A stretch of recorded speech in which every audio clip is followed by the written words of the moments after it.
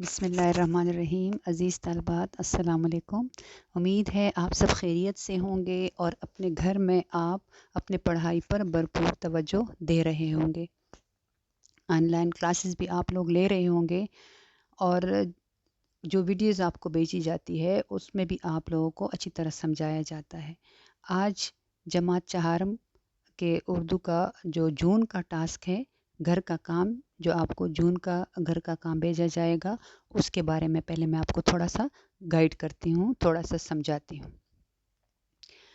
जमात सोएम यानी क्लास 3 में आप लोगों को तफहीम करवाई जाती थी, अगर आपको याद हो। इबारत एक पैराग्राफ आपको दी जाती थी और उस पैराग्राफ के नीचे 4 या 5 सवाल दिए जाते थे और आप उन सवालात के जवाबात जो थे वो आप लोग उस पैराग्राफ में ढूंढते थे और फिर उस सवाल के नीचे आप जवाब लिखते थे। इसी तरह जून टास्क में भी आपको एक इबारत दी जाएगी। आपको तो पता है इबारत तो अनसीन ही आती है ना। अब टीचर की अपनी मर्ज़ी, आपको किसी भी जो सबक है उससे आपको तफहीम दे सकते हैं। तो एक इबारत आएगी, उस इबारत को पढ़कर आपने उसके नीचे जो सवालात लिखे होंगे, 4-5 सवालात होते हैं, वो 5 सवालात आपने उसी के जवाबात जो है वो उसी पैराग्राफ उस इबारत में मौजूद होते हैं। आपने ढूंढ कर उसी तरह सफ़ा तैयार करना है जिस तरह आप लोग क्लास 3 में करते थे। अपने लिए सफ़ा तैयार करके उस पे आपने उस इबारत को पढ़कर अच्छी तरह समझकर उसके बाद आपने उन सवालात के जवाबात देने हैं। उसके बाद आपके पास जून टास्क में दूसरा सवाल, मुज़क्कर के मुअन्नस लिखें। तो मुज़क्कर के मुअन्नस तो आपको पता है, जो अल्फाज आपको दिए जाएंगे, जो मुज़क्कर आपको दिए जाएंगे, आपने उन मुज़क्कर के मुअन्नस लिखने हैं। आपके पास तीसरा सवाल आएगा, दरख्वास्त।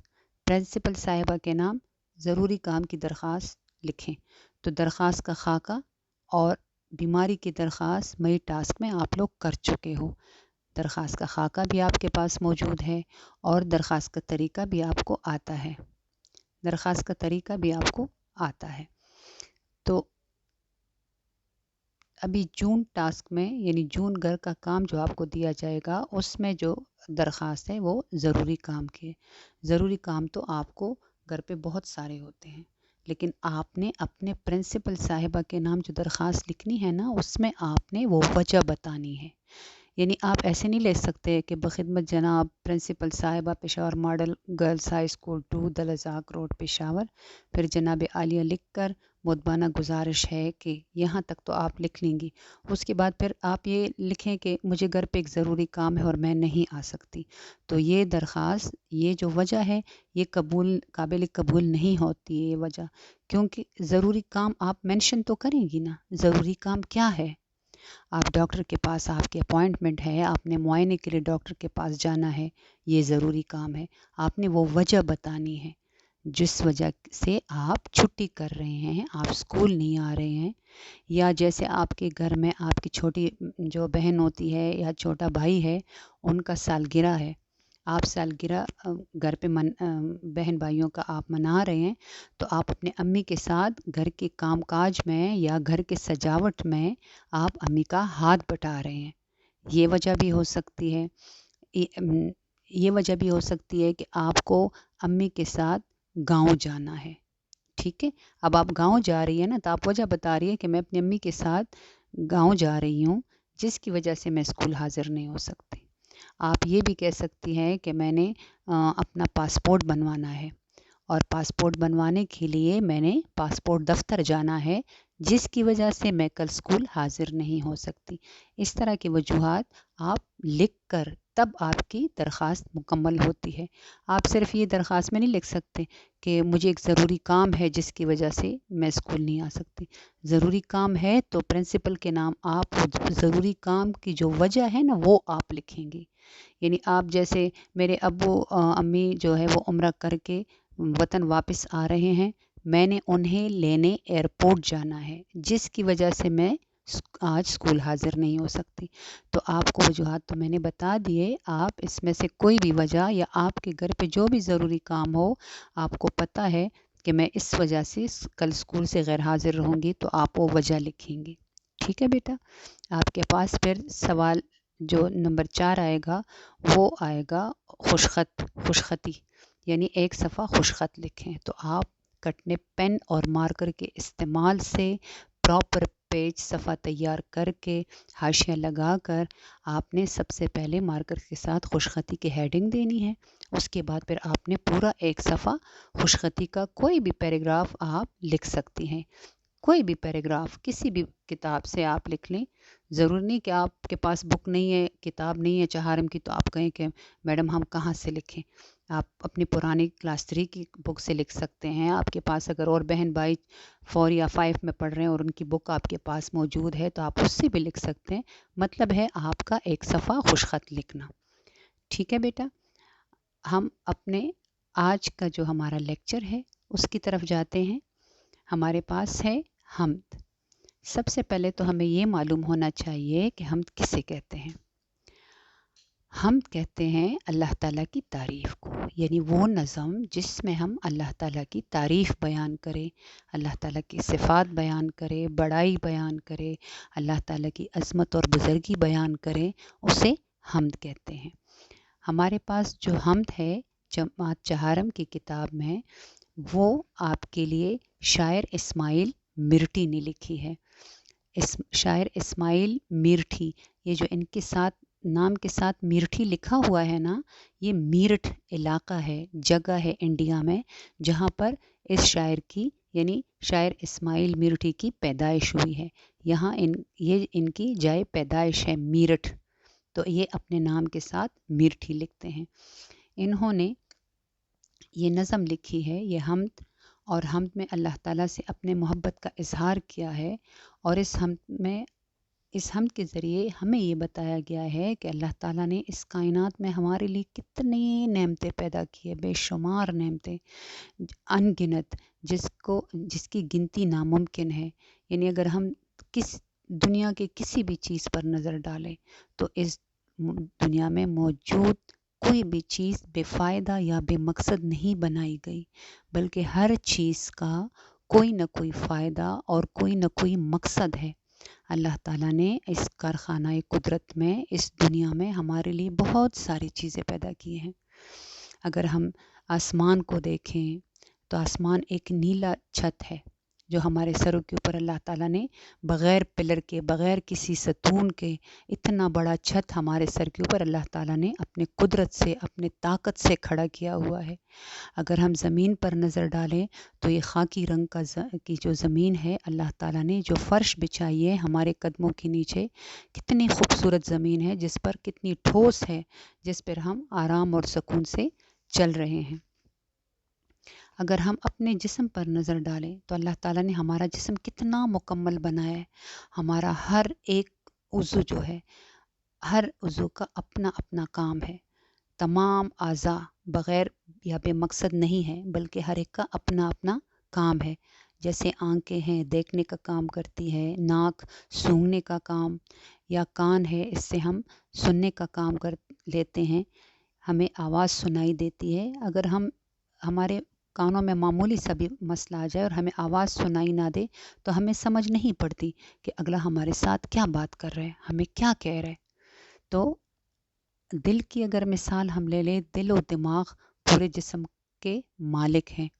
دل میں مختلف خواہشات پیدا ہوتی ہے، احساسات ہوتے ہیں، جذبات ہوتے ہیں. دل کا جو سب سے بڑا کام ہے نا بیٹا، وہ کیا ہے؟ وہ پورے جسم کو خون سپلائی کرنا، خون مہیا کرنا. دل خون مہیا کرتا ہے، پمپ کرتا ہے جسم میں، تمام جسم میں خون کو، بلڈ کو. ہمارے پاس مشق ہے، اس میں الفاظ مانی ہے. پہلا لفظ ہے خوش نمائی. خوش نمائی کا مطلب کیا ہے؟ خوبصورتی. یعنی ایک چیز کی خوبصورتی، ایک چیز ہمارے دل کو اچھی لگ جائے، اس کی خوبصورتی سے ہم متاثر ہوتے ہیں نا، تو خوش نمائی کا مطلب ہے خوبصورتی. کومپلے وہ چھوٹی پتیاں جو تازہ پھوٹی ہو. یعنی موسم خزاں جب گزر جاتا ہے تو تمام پتے درختوں سے جڑ جاتے ہیں، درخت اور پودے خالی ہو جاتے ہیں.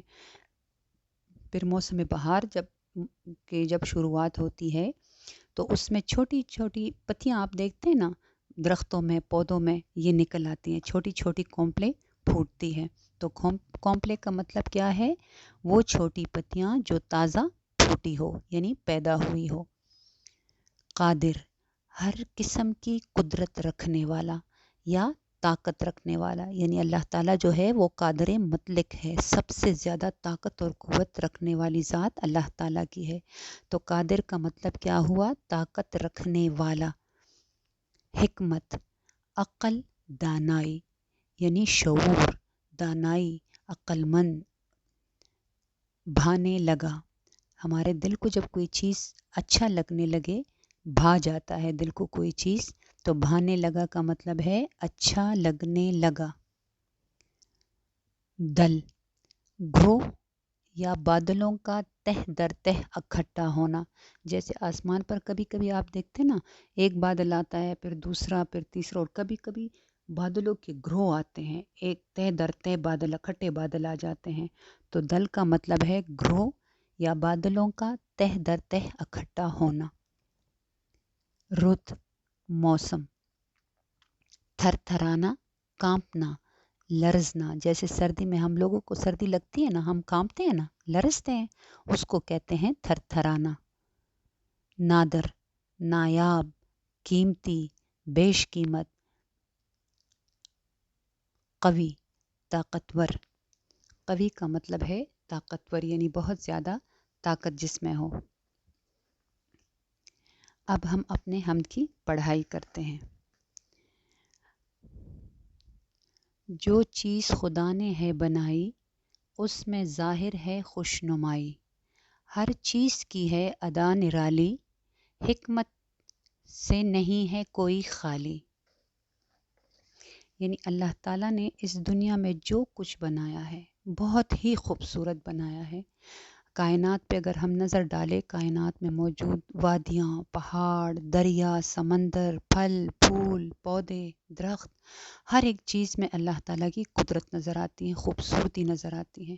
اگر ہم سب درختوں کو دیکھیں، آنکھوں کو ٹھنڈک ملتی ہے انہیں دیکھ کر. تاروں بھری رات کیا بنائی، دن کو بخشی عجب صفائی. جاڑا گرمی بہار برسات، ہر رت میں نیا سما نئی بات. یعنی اللہ تعالیٰ نے رات کو روشن رکھنے کے لیے، رات کی تاریکی کو دور کرنے کے لیے، اندھیرے کو دور کرنے کے لیے اللہ تعالیٰ نے آسمان پر چاند اور تارے بنائے. چاند اور تاروں کی وجہ سے آسمان رات کو کتنا خوبصورت نظر آتا ہے. آپ نے کبھی غور کیا ہے کہ چاند تارے جب آسمان پہ چمکتے ہیں کتنا خوبصورت منظر پیش کرتے ہیں؟ تو اللہ تعالیٰ نے رات کی تاریکی دور کرنے کے لیے، رات کو خوبصورت بنانے کے لیے آسمان کو چاند تاروں سے سجایا ہے. اور دن کا آغاز اللہ تعالیٰ سورج کو طلوع کرتا ہے تو دن کا آغاز ہوتا ہے. تمام چرند پرند انسان اپنے اپنے کاموں میں لگ جاتے ہیں اور دن روشن ہو جاتا ہے. آسمان پر آپ ہر طرف جب سورج نکلتا ہے تو روشنی پھیل جاتی ہے، آسمان صاف ستھرا نظر آتا ہے، ہر ایک چیز ہمیں صاف ستھری دکھائی دیتی ہے. جاڑے سے بدن ہے تھر تھراتا، ہر شخص ہے دن میں دھوپ کھاتا. پھوٹی نئی کونپلے شجر میں، ایک جوش بھرا ہوا ہے سر میں. یعنی جب سردی کا موسم آتا ہے، جاڑے کا موسم، جاڑا کہتے ہیں سردی کے موسم کو. تو جب جاڑے کا موسم آتا ہے، سردی کا موسم آتا ہے، آپ نے دیکھا ہوگا دسمبر اور جنوری میں مری میں اور ان پہاڑی علاقوں میں تو برف باری بھی ہوتی ہے، وہاں تو بہت زیادہ سردی ہوتی ہے. کاغان، ناران، کالام، یہ وہ خوبصورت وادیاں ہیں جو اللہ تعالیٰ نے ہمارے لیے بنائی ہیں. تو وہاں پہ تو اور بھی زیادہ سردی ہوتی ہے، لیکن ویسے جاڑے کے موسم میں، سردی کے موسم میں سردی بہت زیادہ ہوتی ہے. تو ہمیں کیا محسوس ہوتے ہیں؟ ہم کانپتے ہیں، جی تھر تھراتے ہیں، لرزتے ہیں سردی کی وجہ سے. تو ہم لوگ کیا لیتے ہیں؟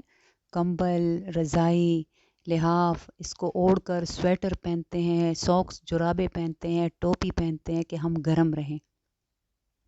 اپنے سردی کو دور کرنے کے لیے ہم दिन को क्या करते हैं, दिन को हम लोग धूप में बैठते हैं। सूरज जहाँ हमें धूप नज़र आती है हम वहाँ बैठ जाते हैं। धूप की वजह से अल्लाह ताला ने धूप को, सूरज को इतनी क़ुव्वत दी है कि जितने भी फल है ये धूप से पक जाते हैं, और हमें अल्लाह ताला ने ये मज़े मज़े के जो फल हमारे लिए पैदा किए हैं ये हम खाते हैं।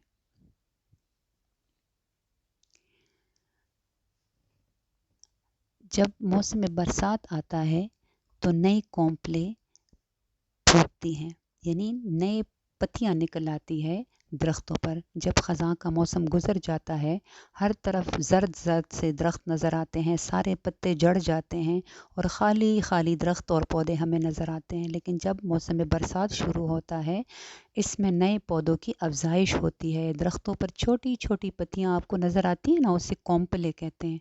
कॉम्पले निकल आती है, हर तरफ हरियाली और सब्ज़ा ही नज़र आता है और दिल चाहता है कि बस इस सब्ज़े को बंदा देखता रहे, इतना ज़्यादा मज़ा आता है।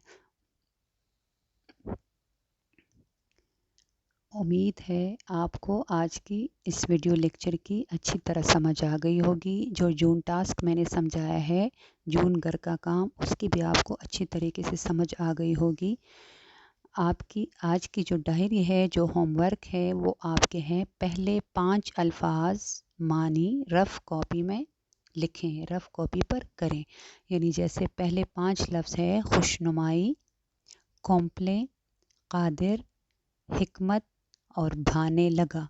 ये 5 अल्फाज मानी आप अपने रफ़ कॉपी पर करें, लिखें अपने रफ़ कॉपी में। ये किसके साथ? कटने पेन और मार्कर के साथ। उम्मीद है आपको आज की लेक्चर की अच्छी तरह समझ आ गई होगी। अल्लाह हाफिज़।